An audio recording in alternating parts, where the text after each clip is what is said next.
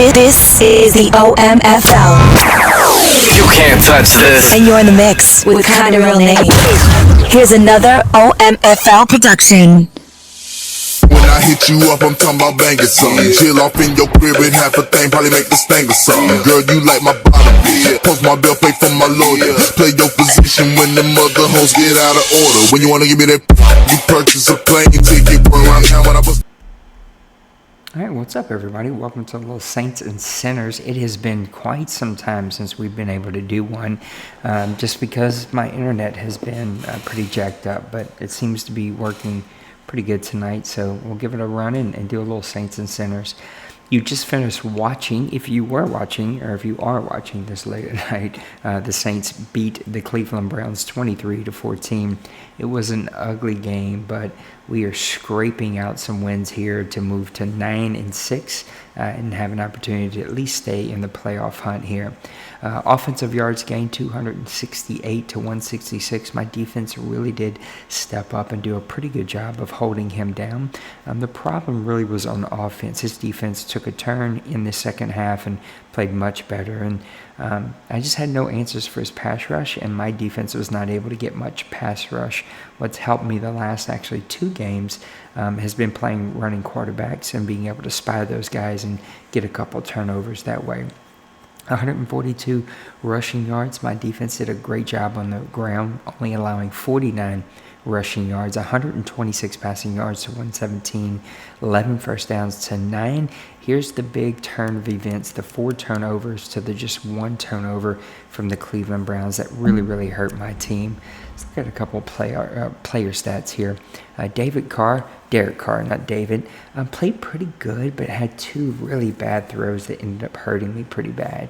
One was a pick 6, and another was just a really ugly pick. And give it to the Cleveland Browns. They played really good football. He passed for 191 yards, 1 touchdown, 2 interceptions, and he was sacked 8 times. So my defense, offensive line, I should say, didn't do me any favors by keeping him upright and helping him out. I have to share all the carries right now because Kamara is out for the season. He's been out most of this year. 6 carries for Gray for 66. He did have actually had a couple long runs here from all 3 of my guys, a 55 for a touchdown. Garland 6 for 50, he had a long of 35, and then Scott 7 for 28, he had a long of 22. Gray was the only one that was able to get it into the end zone. Receiving, Mike Thomas was playing slot and just really was shut down pretty well. And so we actually are going to move him out of the slot, just let him play his number 1 receiver position. We're going to let one of our other guys come into the slot. But Valdez-Scantley's had a great season for me. He's been healthy. He's been playing pretty good. 7 receptions for 96 yards. Sorry about that. No touchdowns. But Mike Thomas 3 for 30. And then overall, my defense did pretty good. Odell Beckham only 3 for 40. Nobody got in the end zone except for Kittle and Grayson. Blocking is where it really sucked for me today. McCoy gave up 3 sacks, and Ramczyk gave up 3 sacks. 2 of my better offensive line, and they just did not play well today, hardly at all. On the defensive side, Garrett had a monster day. You can see he had 3 sacks along with Beck for him. Lindsey Beck, I don't know where this kid came from. I think this was a kid I actually wanted to draft this past year, but Cleveland Browns stepped up and got him, and he made me pay for it with 3 sacks on the day. Interceptions both came from Von Miller and Greedy Williams. Von Miller one was unbelievable. It was a pick 6. He had everybody up on the line. My tight end had no coverage running a fly route. I tried to throw a quick route, and out of nowhere came Von Miller for the pick 6. So Saints escape Cleveland with a win, and it keeps us in our playoff hunt. We can kind of show where we are right now, 9-6, second place in the NFC South. But that division has been wrapped up for a while from the Atlanta Falcons. We'll just look at some NFC standings here. So you got the Falcons at 14-1, Eagles at 11-3, Seahawks at 11-3, Cowboys at 9-4, Redskins at 9-5, Rams at 10-5, and Saints at 9-6. The Rams do hold the tiebreaker with me, so even if he loses, he's basically in. What I need to happen is I need the Cowboys to win this division, the Redskins to lose, and put us both at 10 and 6, hopefully. And then that would give me the opportunity, I think, to have the tiebreaker for him and sneak in with that last playoff spot. Either way, it's going to be a really good team that gets left out this season. Look at a couple of team stats here. Of course, this is our first Saints and Sinners the whole year because of the internet situation, but we traded for Derek Carr after, I think, the 6th game, something like that. Bridgewater was playing outstanding.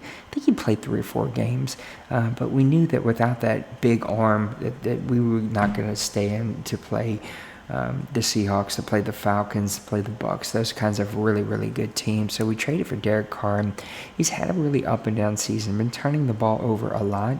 I got to learn to continue to make smarter plays with him. But Derek Carr, 251 completions to 400 attempts, 3,600 yards, 15 touchdowns, 27 interceptions. Those are just way, way too high. Kamara, 133 carries for 608 yards. He was averaging 4.6 yards a carry, but he was hurt 3 different games where he was out most of the game, and then he got hurt after like the 6th game, 7th game, 8th game, something like that of the season, and ended up being put on IR. So we went out and got Garland from the Cleveland Browns practice squad, and he's played pretty well for me. 50 carries, 181 yards, 3 touchdowns. Scott stepped into the starting role, but that's a loose term. 78 carries, 201 yards, 3 touchdowns. And then Gray gets a lot of carries, 74 carries, 337 yards, and 3 touchdowns. Overall, those 3 guys combined are playing pretty good. You're looking at almost 700 yards, and you mix that with Kamar's 600, and we've had a pretty good running season with, what would that be, 8, 9, 10, 11, 14 touchdowns of the season. So I'd be happy with that. I'm just not getting it all for one guy. These 3 guys are sharing carries really every single game. Receiving, Mike Thomas has kind of disappeared the last 3 games. Only 74 receptions, 1,234 yards, only 5 touchdowns. But Valdez-Scantling has stepped up, 68 receptions, 988 yards. So I'm going to have 2,000-yard receivers and 6 touchdowns.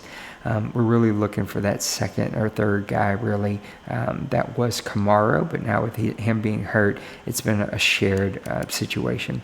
Mack was my starter most of the year. I went out and got Bogut, though, because Mack was not helping me in the blocking, and my running game really was struggling, and Bogut has really solidified that rushing game for me. It's been a pretty good all-around running tight end. Matt comes in on receiving, also plays the second tight end, so we're able to get him some plays. Smith is going to step into that slot receiving role, and hopefully he'll get some more receptions. And then Grayson's played much better this season, playing that 4th receiver. I've been able to get him the ball, and he's been able to make a couple of big plays for me.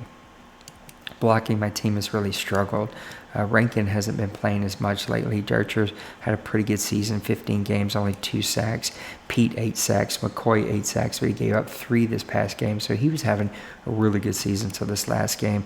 And Ramczyk started out really bad. Then we changed the sliders. He got really, really good, and then gave up 3 sacks this last game. So overall, I think my team's going to be down when the end of the season comes, but I'm looking forward to a much better offensive line next season. On the defensive side of the ball, Payne and Anzalone have really led my team, and that's really what I've wanted to see. I've moved around a little bit, played different positions, but I'm playing a lot of Von Bell, and he's played pretty well. I'm playing a lot of I'm playing a little bit of everything. Safety, free safety, strong safety, a very little cornerback now. I've kind of moved back away from it. Every now and then I'll go out there and play cornerback, and then playing some middle linebacker to help me out.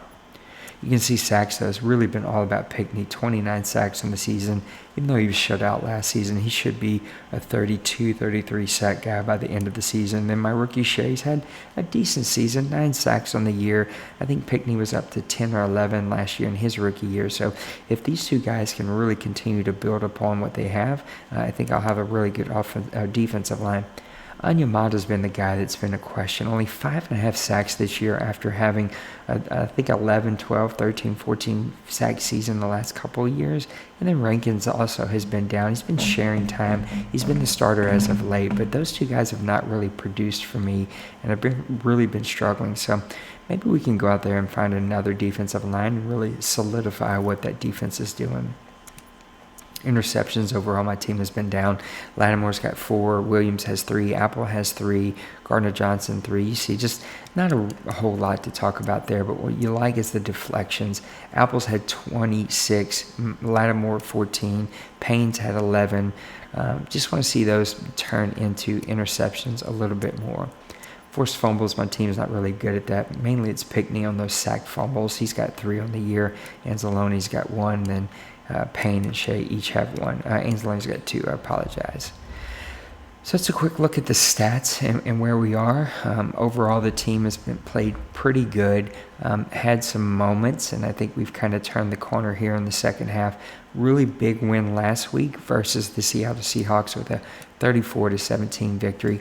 Big win this week against the Cleveland Browns, and then I'm facing another really tough defense in the Baltimore Ravens next week. So overall, I'm happy with where we are. Don't like the fact we don't have a first-round pick, but we needed to do something. And this next draft is also probably going to be import players of real NFL players, which means none of those guys are going to be imports. So if I had to sacrifice, this is not a bad one to go ahead and just sacrifice. So that's where we are. We'll roll in and do another Saints and Sinners after Week 17 and let you know where we stand, and probably even enter the Toilet Bowl, which we won last year. So it's good to see that our team is starting to turn the corner. I feel like we've got all the necessary pieces. We just now need to start to play more consistent football. So that's it for Saints and Sinners. We'll try to get a Press Pass Live out sometime tomorrow if my internet continues to hold up. But hopefully we're back, fingers crossed, and everything's good. Until next time, have a great rest of your week. God bless you. Peace.